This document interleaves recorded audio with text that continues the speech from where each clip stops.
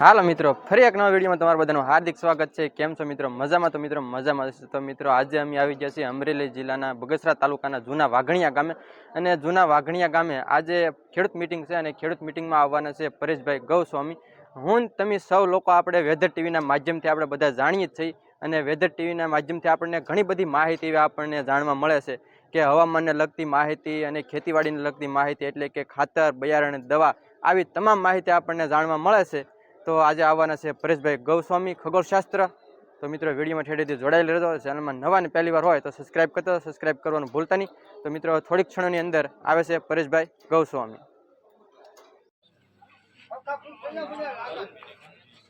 આપણે બધા જોરદાર તાળીઓથી વધાવીએ એકવાર। ધન્યવાદ।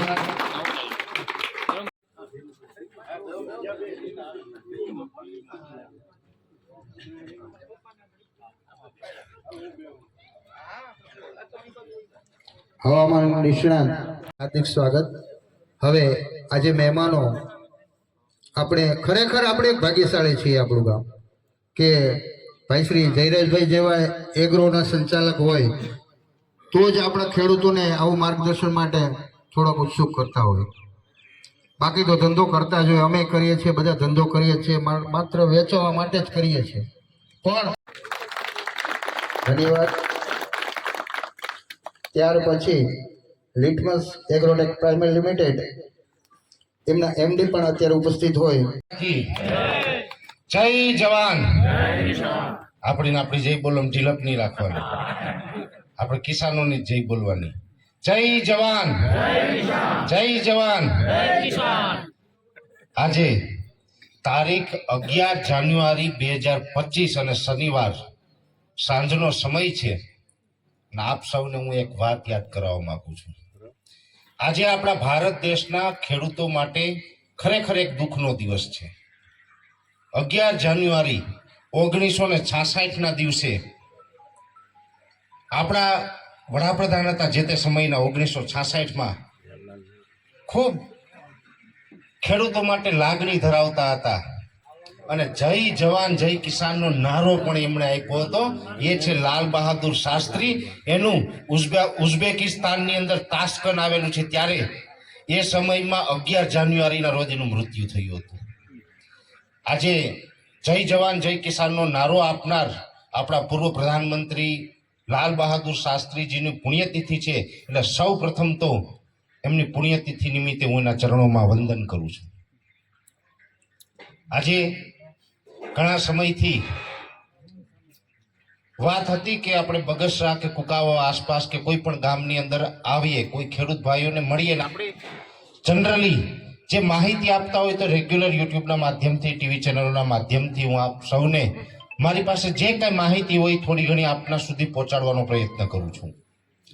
પણ ખાસ અલગ અલગ વિસ્તારોમાં ફરીએ છીએ, ખેડૂત ભાઈઓને મળીએ છીએ, એવી રીતે આપ સૌને મળવાની ઈચ્છા હતી એટલે આજે આપ સૌ ખેડૂત ભાઈઓને મળવા પણ આવ્યો છું। જગતના તાજ છે, ભગવાન પછીનું બીજું કોઈ સ્થાન હોય તો એ કિસાનો છે।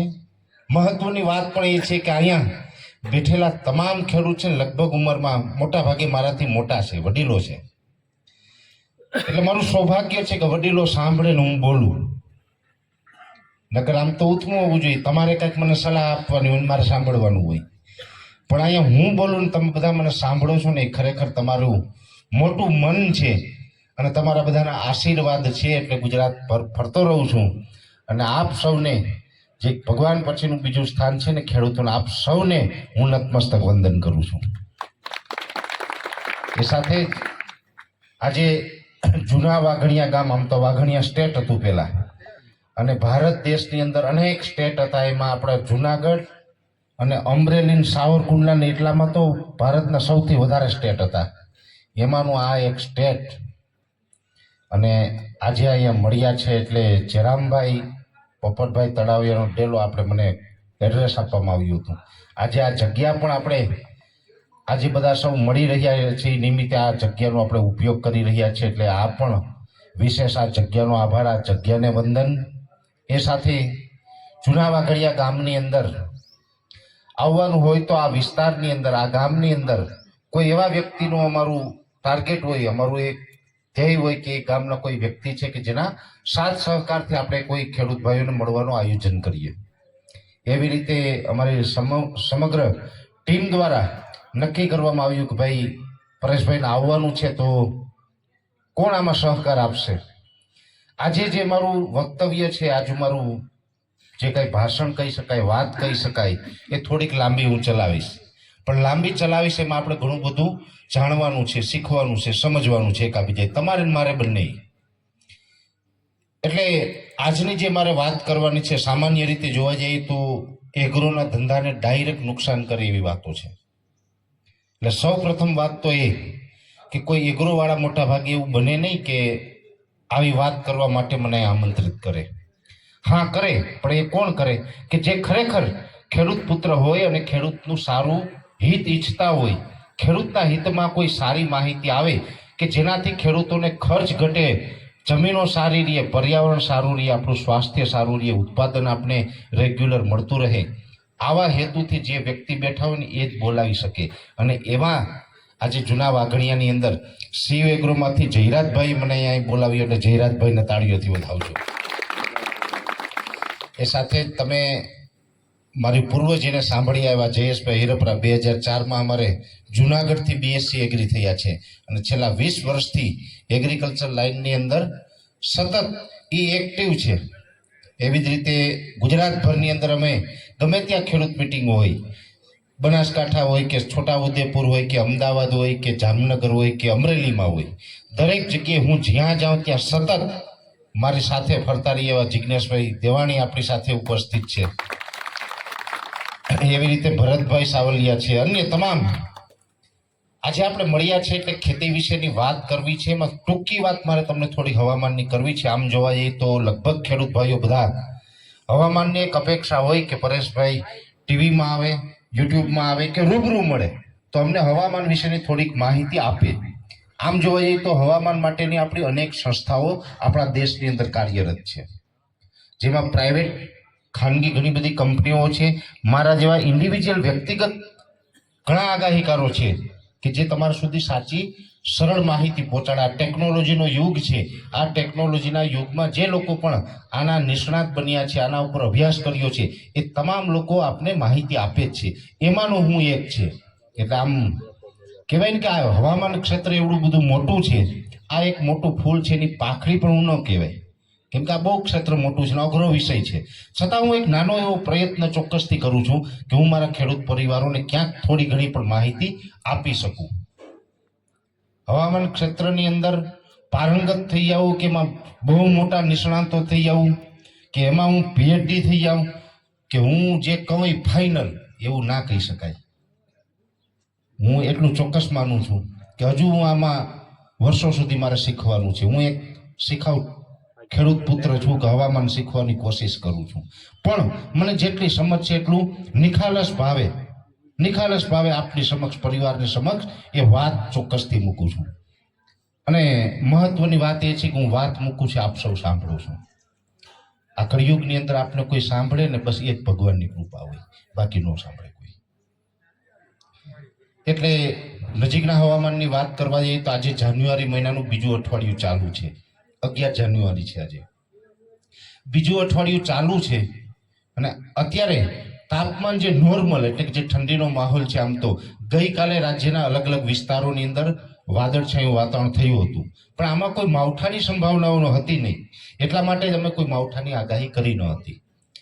ગઈકાલથી આમ તો જેની પાસે મારા નંબર હોય, ઘણા બધા ખેડૂત ભાઈઓના વોટ્સએપ મેસેજ આવ્યા, ઘણા બધા ભાઈઓના મને કોલ આવ્યા, પરેશભાઈ બહુ વાદળા થઈ ગયા છે, માવઠું થશે કે શું, અમને બીક લાગે. પણ મેં કીધું નહીં ભાઈ, એવું કંઈ છે નહીં. જો હોય, મને શક્યતા લાગતી હોત તો હું તમને અગાઉથી કહી દે. પણ આ વાદળ છે એ વિખાઈ જશે ને આજે વિખાઈ પણ ગયા. ગઈકાલે તો બહુ ઘાટા વાદળ થયા, તમારા હતા ને? હા. એટલે વાદળછાયું વાતાવરણ થાય એટલે સ્વાભાવિક રીતે એકાદ દિવસ ઠંડીમાં થોડીક રાહત આપણે મળતી હોય, પણ આ ઠંડીમાં બહુ રાહત હમણાં મળવાની નથી. આ ઠંડી કન્ટિન્યુ રહેવાની છે. જાન્યુઆરી મહિનો છે એ પણ સંપૂર્ણપણે આપણે ઠંડીમાં જ પસાર કરવાનો છે. આમાં બહુ મોટી રાહત નહીં મળે. ઘણી વખત એવું બનતું હોય કે મકર સંક્રાંતિ એટલે કે 14 જાન્યુઆરી જે મકર સંક્રાંતિ આવે છે એ પછીથી આપણે ઠંડી જતી રહેતી હોય, શિયાળો પૂર્ણ થઈ જતો હોય. આ વર્ષે એવું નહીં થાય. શિયાળો ગયા વર્ષની સરખામણી થોડોક લાંબો ચાલશે. ગયા વર્ષે આપણે એવું બન્યું હતું કે મકર સંક્રાંતિ પછી ઠંડીનું જોર ઘટી ગયું, નોર્મલ ઠંડી હતી અને ફેબ્રુઆરીમાં ઉનાળાની શરૂઆત થઈ ગઈ હતી. આ વખતે ફેબ્રુઆરીમાં ઉનાળાની શરૂઆત થાય તેવી શક્યતાઓ હાલ દેખાતી નથી. જે પ્રમાણે અત્યારે હવામાનની સાયકલ ચાલે છે, WD વેસ્ટર્ન ડિસ્ટર્બન્સ વારંવાર પહાડી પ્રદેશો જે આપણા છે, કાશ્મીર હોય, હિમાચલ પ્રદેશ હોય, વિસ્તારો ઉપરથી પસાર થઈને સતત ત્યાં બરફ પડે છે. ત્યાં સતત જ્યાં સુધી બરફ પડે ને ત્યાં સુધી અહીં ઠંડી રહેવાની, કેમ કે આપણે પવનો પણ ઉત્તરના હોય અને ત્યાં બરફ પડે એટલે એ પવનોને કારણે આપણે ઠંડી આવે, આ નોર્મલ વસ્તુ છે. એટલે ત્યાં જે બરફ વરસાદ ઘણી બધી થવાની છે અને ઉત્તરના પવનો પણ હમણાં રહેવાના છે. પવનોની દિશામાં કંઈ બહુ મોટો બદલાવ આવવાનો નથી. એટલે જાન્યુઆરીમાં પણ ઠંડી કન્ટિન્યુ રહેશે. ફેબ્રુઆરીની અંદર ઠંડી બહુ નહીં પડે પણ નોર્મલ હવામાન રહેશે, એટલે ગરમીની શરૂઆત નહીં થાય. એટલે આમ જોવા જઈએ તો જે શિયાળુ પાક છે એના માટે અનુકૂળ હવામાન છે આ ચાલુ શિયાળામાં ગણી શકાય. બીજા નંબરમાં માવઠાની વાત છે તો માવઠાનો તો ચોક્કસથી ડર હોય આપણે બધાને, મને તમને બધાને. આપણે ખેડૂત છીએ તો ખેડૂત તરીકે આપણે માવઠા છે નુકસાન કરતા હોય એનો ડર હોય, પણ અંતે એ બધું કુદરતી છે, આવે તો એને આપણે સહન કરવા સિવાય આપણી પાસે કોઈ વિકલ્પ હોતો નથી. મને દુઃખ થાય ઘણી વખત અમે ટીવી ચેનલોમાં ડિબેટમાં બેઠા હોય, ત્યાં પત્રકાર હોય, એન્કર હોય, લાઈવમાં મને પ્રશ્ન પૂછે, પણ દુઃખ એ વાતનું કે ભાઈ હવે હું કદાચ ધારું તો પણ એ કંઈ માવઠું રોકી તો શકવાનું નથી, માત્ર માહિતી આપી શકું. પણ પત્રકાર મને એવું પૂછે, પરેશભાઈ માવઠું થવાનું છે, ખેડૂતોએ શું કાળજી રાખવાની? ત્યારે મને દુઃખ થાય કે આમાં આપણે કોઈ કાળજી નથી રાખી શકતા. હા, એક વાત અલગ છે કે આપણે પશુનો ચારો કે કંઈ ખેતરમાં પડેલું હોય ઢાંકી શકીએ, હું એને ઢાંકી દઈએ. હવે આપણા ધાણા છે, જીરું છે, ચણા છે, અત્યારે પાક ઊભો, એમાં શું કરી શકવાના આપણે? આપણી નજર સમક્ષ એ નુકસાની જોયા વગર આપણી પાસે બીજો કોઈ છૂટકો હોતો નથી. એ આપણું જે ભાગ્ય લખેલું છે કુદરત, એને સ્વીકારવાનું. એટલે હું એમ કહેતો હોય કે એનું કોઈ ઓપ્શન જ નથી. બરાબર ને? એટલે માવઠાનો ડર તો હોય. એમાં દુઃખ સાથે હું બીજું એ પણ કહું, જાન્યુઆરીમાં આપણે એક માવઠું જોવાનું છે. આશા રાખું કે બહુ ઓછા વિસ્તારોને પ્રભાવિત કરે. ભગવાનને પ્રાર્થના કરું કે ઓછા વિસ્તારોને પ્રભાવિત કરે. જેટલું પણ ઓછું નુકસાન થાય એ આપણા બધા માટે સારું છે. પછી નુકસાન ઠીક છે, અમરેલી જિલ્લામાં થાય, બનાસકાંઠામાં થાય કે દ્વારકામાં થાય, રાજકોટમાં ગમે ત્યાં થાય, નુકસાન તો આપણા બધા ખેડૂતોનું જ થવાનું ને. એવું તો નથી કે આપણે એમ વિચારીએ કે અમારે અહીં ન થવું જોઈએ, દ્વારકામાં ભલે થાય, એમ તો નથી વિચારાતું. કેમ કે એ આપણા ભાઈઓ છે, આપણો પરિવાર છે. ત્યાં નુકસાન થાય તોય આપણે નુકસાની છે, બનાસકાંઠામાં નુકસાન થાય તોય આપણે નુકસાની છે. પણ ભગવાનને એવી પ્રાર્થના કરીએ કે જે જાન્યુઆરીમાં હું આમ તો માહિતી આપીશ, 18 તારીખ પછીથી થશે, એ પહેલા તો નહીં થાય, પણ ઓછા વિસ્તારમાં થાય ને એવી હું દ્વારકાધીશને તમારી સમક્ષ પ્રાર્થના કરું છું. એનાથી વિશેષ આપણે બીજું કંઈ કરી શકવાના નથી. માવઠું એક ચોક્કસથી જાન્યુઆરીમાં થવાનું છે. હા, જાન્યુઆરી આજે 11 તારીખ થઈ છે. હા, એટલે 8-10 દિવસ પછી થશે. એની તારીખ પણ અમે જાહેર કરશું કે દિવસે થશે. એ WD નજીક પહોંચશે એટલે થોડુંક દક્ષિણ તરફ ખસે છે, એટલે એ નજીક પહોંચશે. સેટેલાઇટોના માધ્યમથી જે હું પ્રિડિક્શન કરતો હોય એ નજીક પહોંચશે. એનું એક્ઝેક્ટ લોકેશનો પણ આપીશ આપણે યુટ્યુબના માધ્યમથી કે કેટલા જિલ્લાને પ્રભાવિત કરશે. દર વખતે આપીએ છીએ કે કેટલા જિલ્લાને આની અસર થવાની છે, એટલે એનો હું જિલ્લા વાઇઝ પણ માહિતી આપીશ. પણ એ માહિતી આપીએ, પણ અત્યારે જે શિયાળુ પાક ઊભો છે એમાં તમે હું કાંઈ કરી શકવાના નથી, આ ચોક્કસ વાત છે. એટલે આ ટૂંકા સમય માટે આ હવામાનની એક નાની એવી મારા તરફથી માહિતી છે. વાત કરવાની છે આપણે ખેતી તરફની.